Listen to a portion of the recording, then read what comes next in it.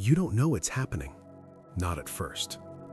On a Tuesday afternoon in October, you're at home, maybe working, maybe making lunch, maybe scrolling through your phone between tasks. At 2:17 p.m., somewhere you've never been, a decision is made that will reach you within the hour. But right now, in this moment, nothing has changed. Your phone works, your internet is stable, the news is covering the same stories it covered yesterday. Political scandals, economic reports, celebrity gossip. There is no breaking news alert. Not yet. At 2:31 p.m., military communication networks in 3 countries switch to encrypted emergency protocols. Satellites reposition. Submarine fleets receive coded transmission bursts that take less than 4 seconds to send. You hear none of this. At 2:43 p.m., air traffic control systems in Eastern Europe begin rerouting civilian flights away from specific corridors. The changes are logged as routine airspace restrictions. You don't notice. At 2:51 p.m., someone you will never meet makes a phone call that lasts 18 seconds, and the world you live in begins to end. At 3:04 p.m., your phone buzzes. It's not a news alert, it's a text from a friend. Are you seeing this? You open the link. It's a Twitter thread, someone claiming to have seen military aircraft over their city. Another person posting a video of convoys moving through a town in Poland. Someone else saying their cousin in the Air Force just got recalled to base with no explanation. You scroll for a minute. Half the replies say it's normal exercises. The other half say something feels wrong. You close the app. At 3:11 p.m., the first credible report appears. Not on major news networks, on a live feed from a regional European broadcaster. The anchor's voice is calm, but you can hear the uncertainty underneath it. We're receiving reports of explosions in the vicinity of a military installation near the border. Details are still unclear. We'll bring you more information as we confirm it. The feed cuts to a wide shot of a city skyline. You can't see anything unusual. You switch to a U.S. news channel. They're still covering a congressional hearing. You switch to another, a panel discussion about inflation. No one is talking about explosions.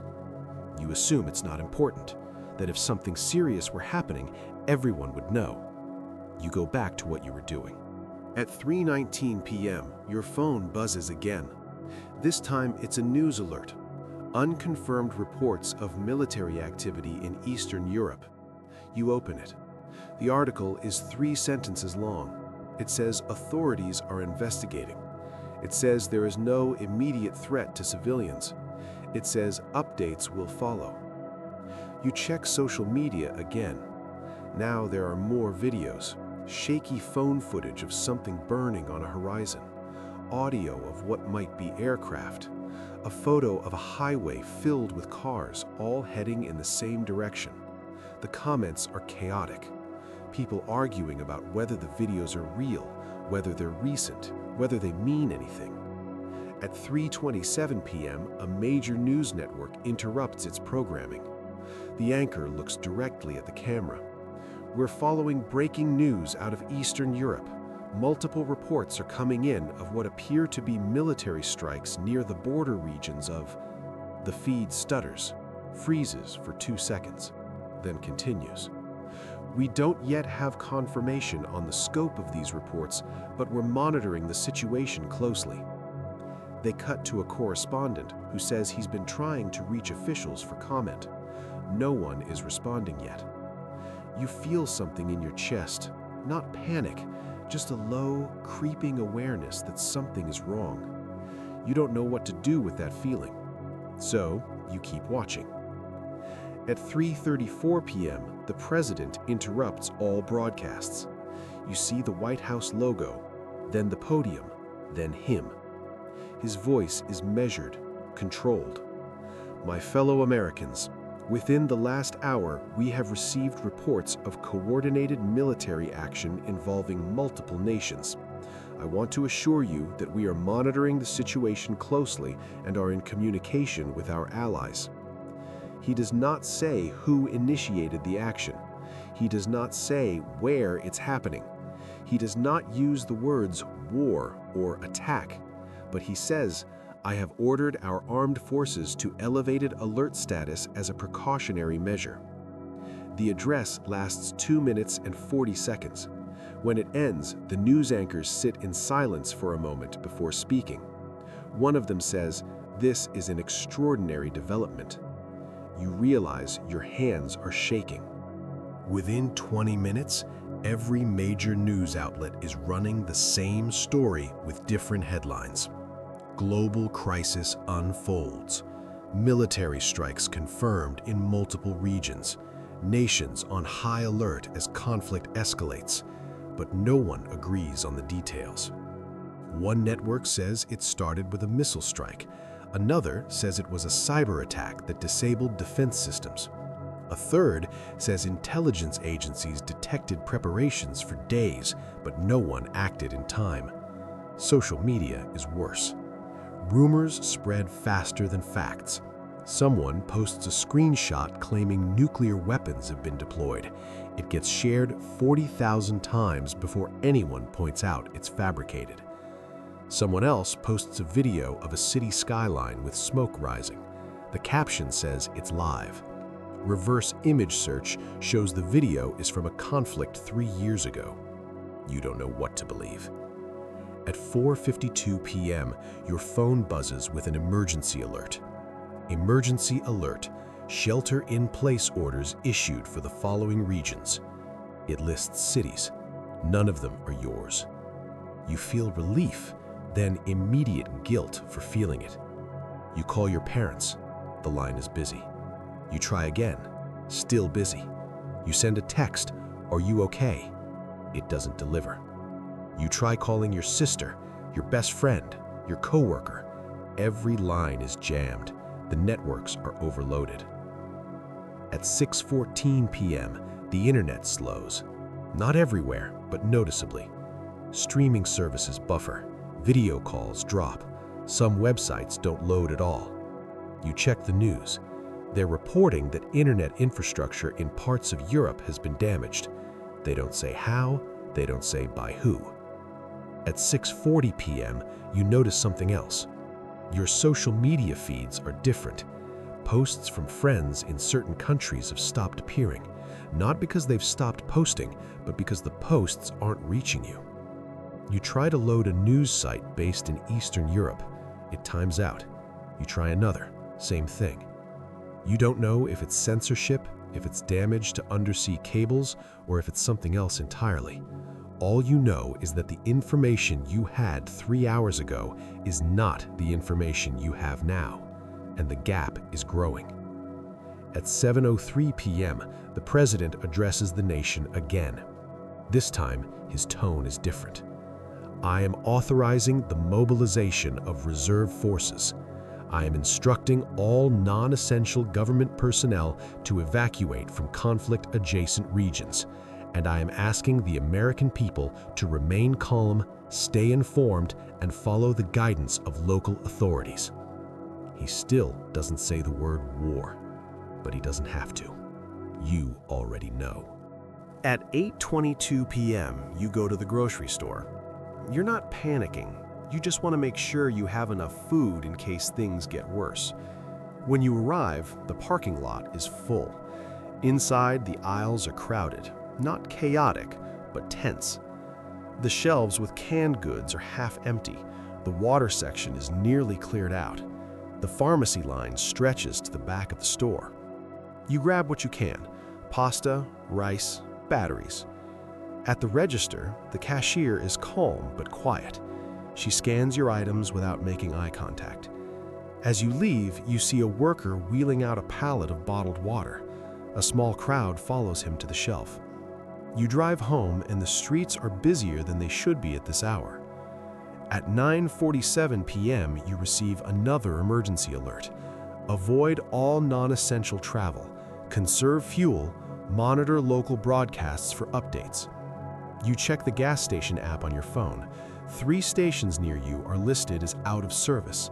2 others have lines. You don't need gas right now, but you wonder if you should get it anyway. At 11:30 p.m., you try to sleep. You can't. You keep checking your phone. The news is still running, but the updates are slower now. They're repeating the same information with different phrasing. At 1:14 a.m., you see a headline, "Unconfirmed reports of strikes on infrastructure targets." You click it. The article is vague. It mentions power grids, communication hubs, transportation networks. It doesn't say where. At 2:03 a.m., your power flickers, just once, then it stabilizes. You sit up in bed waiting to see if it happens again. It doesn't, but you stay awake anyway. At 3:26 a.m., you hear a sound outside, low and distant. It could be thunder. It could be aircraft. You go to the window and look out. The street is empty. The sky is dark. You don't see anything, but you feel it, a pressure in the air, a sense that the world outside your window is not the same world it was yesterday. At 6:42 a.m., you wake up to sunlight. For a moment, you forget. Then you remember. You check your phone. 43 notifications. Most of them are news alerts. A few are messages from people checking in. You scroll through the headlines. Allied forces mobilize in response to ongoing crisis. Global markets open to severe losses. Civilian evacuations underway in conflict zones. You open a live news feed. The anchor looks tired, like she's been on air all night. She's interviewing a military analyst who's explaining troop movements, strategic positions, potential escalation scenarios. He uses phrases like, "if this continues," and "depending on the response." Everything is conditional, theoretical, but it's happening. At 8:15 a.m., you receive a call from work. They're closing the office. Non-essential staff should stay home until further notice. You say, "Okay," you hang up. You sit at your kitchen table and you realize something. This is the first full day, and you have no idea how many more there will be. In the first 24 hours, no bombs fall on your city. No soldiers appear in your streets. Your power stays on. Your water runs. Your phone still works, mostly. But everything has changed. Not in the dramatic, cinematic way you imagined war would look. In smaller ways, quieter ways. The grocery store shelves that were full yesterday are empty today. The friends who always replied immediately haven't responded in hours. The certainty you had that tomorrow would look like today is gone, because you've realized something you never truly believed before.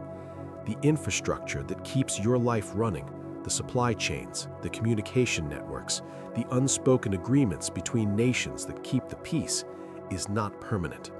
It's fragile, and it can break faster than you ever thought possible. You always assumed that if a war started, you would know immediately, that there would be a clear moment when everything changed, a siren, an explosion, a moment of undeniable clarity. But that's not how it happens. It happens in fragments. A news report that doesn't quite make sense, a presidential address that says everything and nothing, a grocery store that's suddenly too crowded, a night where you can't sleep because you keep checking your phone. And by the time you realize it's real, you're already 12 hours in. The first 24 hours of a war are not about battles or strategy or heroism. They're about the slow, creeping realization that the world you woke up in is not the world you're going to bed in, and that you have no control over what happens next. You're at home when it begins, and you stay at home because there's nowhere else to go. You watch the news, you check your phone, you wait for information that might not come, and you realize that this waiting, this uncertainty, this quiet, gnawing fear is what the beginning of the end actually feels like. Not dramatic, not cinematic, just slow and real and irreversible. The first 24 hours pass, and you're still here, but nothing is the same, and it never will be again.